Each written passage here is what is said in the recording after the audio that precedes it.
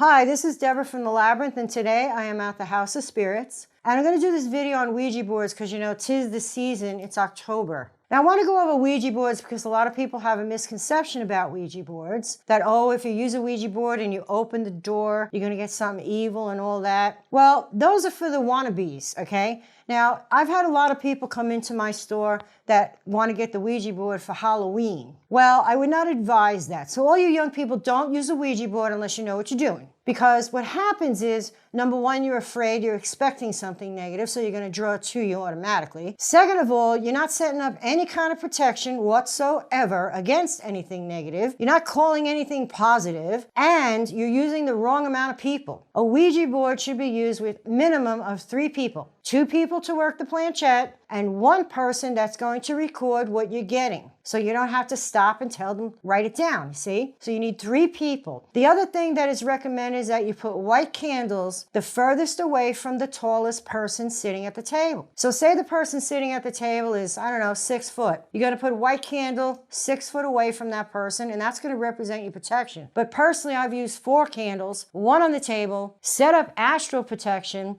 and only asked certain questions that are already written down ahead of time. I do not recommend the Ouija board. I don't like it myself because, you know what, it's a lot of work to get something on the spiritual level, and I would not recommend anyone use that if they have not used any other spiritual tool. Remember, the Ouija board is a tool just like anything else, whether it's a pendulum, whether it's a crystal, whether it's a mirror, whether it's cards. Although with the Ouija board, you're not really having any information to work from or any symbology. You're going right up to the spiritual realm, and now you're opening up to get answers. So I don't recommend that for a newbie. I don't recommend that for someone that is not spiritually advanced. I really don't like the stupid things to begin with, to be honest with you. I could care less. I'd rather use a card or a pendulum or something like that. This is what I would suggest for Halloween. Halloween, you want to get in touch with dead people? Why don't you just give a prayer to your ancestors that are dead? How about that? Why don't you give an offering to ancestors and thank them for you being on the planet? Because without them, you wouldn't be here. How about that? It's a very reverent holiday to begin with as far as talking to spirits. So don't use a Ouija board. Don't do it. You'll scare the crap out of yourself. You might not even get accurate information. And then you'll come into this store and talk to Sherry and tell Sherry that you're fucking possessed. And we don't need that, okay? Because 'tis the season of possession. No, no, no.